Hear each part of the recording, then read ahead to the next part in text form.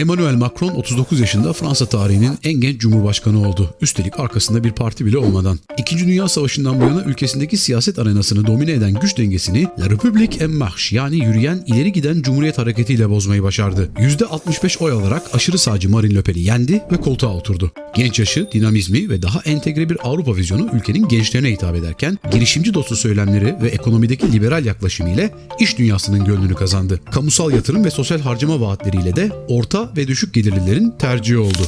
Ülkesi ve Avrupa adına iddialı bir vizyon ortaya koyan Macron için birçok kişi Merkel'den liderliği alacağını ve kıtanın kaderini şekillendirmeye başlayacağını düşündü. Sol ve sağ arasındaki derin ayrışmayı sona erdirme misyonu ile merkez solun içinden çıkan bu liberal figür Fransa'nın üreten, katma değer yaratan, sürdürülebilir bir ekonomiye sahip olmasını ve bunu da güçlü bir Avrupa Birliği içinde yapmasını istedi. Ancak işler hiç umduğu kadar kolay ve pürüzsüz gitmedi. Politikaları ve gerçekleştirmek istediği reformların hemen hepsi kitlesel ölçekte direniş ile karşılaştı. Son olarak Covid salgını ile de tamamen savunma pozisyonuna çekilmek durumunda kaldı. Peki Nisan 2022 seçimlerinde koltuğunu koruyabilecek mi? Avrupa vizyonunu sürdürebilecek mi? Merkel gibi uzun soluklu bir lider olduğunu gösterebilecek mi? Fransa'nın ve dolayısıyla da Avrupa'nın geleceğiyle ilgili isabetli bir öngörü için önce Macron'u iktidara getiren süreci ve dinamikleri anlamalıyız. O halde buyurun izah edeyim.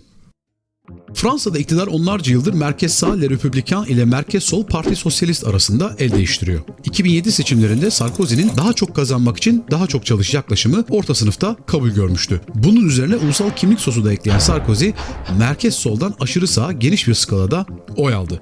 Ancak iktidara geldikten kısa bir süre sonra 2008'de kucağında küresel finans krizini buldu ve Fransız ekonomisinde yaşanan olumsuzluklar omuzlarına yüklendi. Ekonomik vaatlerini tutamayınca geriye kalan tek kart kimlik siyaseti oldu. Libya'daki gelişmeleri de Fransa'nın askeri ve ekonomik çıkarlar açısından zafere dönüştürmek adına her adımı attı. Seçim kampanyası için para aldığı Kaddafi'yi yine seçim kazanmak için devirdi ve geçici yönetimi ilk tanıyan, ilk enerji anlaşmaları yapan lider oldu. Göçmen ve yabancı karşıtı politikalarını, romanları ülkeden sürmeye kadar vardırınca bu durum merkez soldaki seçmeni ürküttü ve 2012 seçimlerinde PS'ten François Hollande'a kıl payıyla da olsa yenildi. Sarkozy siyaseti bir süre bıraktı ama partisi sağa kaymaya devam etti. Çünkü bu yıllar mültecilerin yoğun şekilde Avrupa'ya akın ettiği zamanlardı ve taban aşırı sağcı Marine Le Pen'e kayıyordu. Hollande kendi tabanında dahil kimsenin gönlündeki lider değildi. Ne çok zeki, ne karizmatik, ne de liderlik vasfı yüksek biri olduğu düşünülüyordu ancak alternatifi Sarkozy ve Marine Le Pen gibi figürler olunca mecburen tercih edildi. Finans dünyasını en büyük düşmanı ilan etti ve zenginlere %75 vergi getirdi. Mon véritable adversaire. Il n'a pas de nom, pas de visage, pas de parti. Il gouverne. Cet adversaire, c'est le monde de la finance. Tabii zenginler de hızla birikimlerini başka ülkelere götürdü ve geri kalanlar da vergi beyanlarını eskisi gibi yapmadı ve sonuçta devletin gelirlerinde hızlı bir düşüş yaşandı. Fransa'nın ticaret ve yatırım dostu bir ülke olmadığı algısı da oluşunca kendi partisindekiler bile ona isyan etti. Hollande 2014'te bu düzenlemelerden vazgeçmek zorunda kaldı. Başta Charlie Hebdo ve Paris saldırıları gibi 2015 yılında toplumu derinden sarsan katliamlar ve arka arkaya gerçekleşen terör saldırıları Hollande iktidarına son darbeyi vurdu. Ekonomide kaybetmesi yetmiyormuş gibi çifte vatandaşlığı bulunan terör zanlılarını vatandaşlıktan çıkarma teklifiyle aşırı sağdan alkış alınca partisinin kontrolünü tamamen kaybetti. Oy oranını %4 olarak gösteren anketler ortaya çıktı ve Hollande kendisiyle birlikte PS partisini de uçurumdan aşağı sürükledi. Macron 2012'den itibaren partide genel sekreter yardımcısı ve Hollande'ın enerji danışmanlığını yapıyordu. Ekonomi ve finans dünyasında olumsuz karşılanan imajını değiştirmek için 2014'te Macron'u Ekonomi Bakanlığı'na getirdi. Ekonomide doğru adımları atma gayretleri fark edildi. Genç olması ve umut aşılayıcı mesajlarıyla partinin en beğenilen yüzlerinden biri olmuştu. O da bunu bilerek parti içerisinde Hollande sonrası için plan yapıyordu. Ancak Hollande'ın partinin geleceğini de bitirdiğini anlayarak 2016'da PS'ten ayrıldı ve tek kişilik yürüyüşünü başlattı. Ekonomide sağ, sosyal ve çevre konularında sol paradigma ile hareket edeceğini söyledi. İşte bu noktada PS partisi iyice sola kayarken Le Républicain da iyice sağa kaymaya devam edince ortada bir boşluk oluştu. Merkez sol ve merkez sağ olduğu gibi Macron'a kaldı.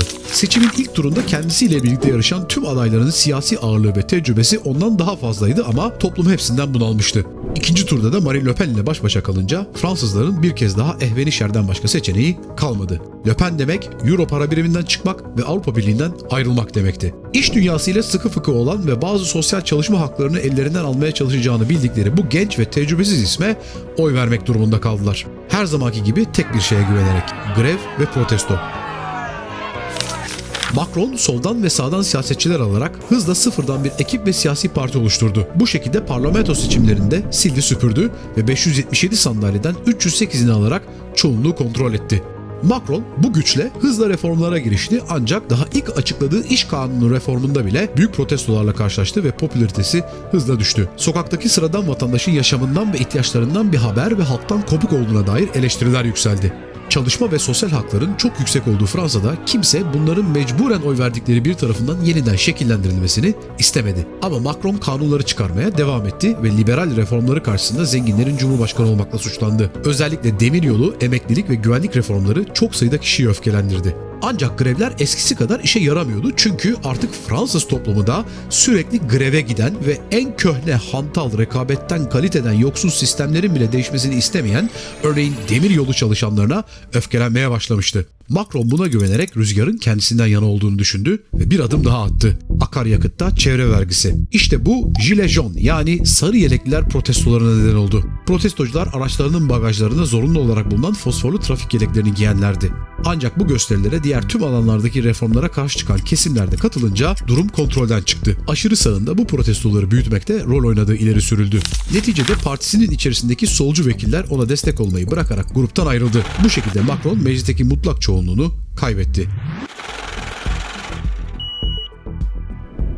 Terör saldırılarının aralıklarla devam etmesi ve bir öğretmenin Charlie Hebdo karikatürünü sınıfta gösterdiği için başının kesilmesi Macron'un sürekli daha sert güvenlik politikaları uygulamaya itti. Yeni anti-terör yasaları ve giderek sağa kayan söylem Macron'u da kendisinden önce gelenlerle aynı mecburi istikamete soktu.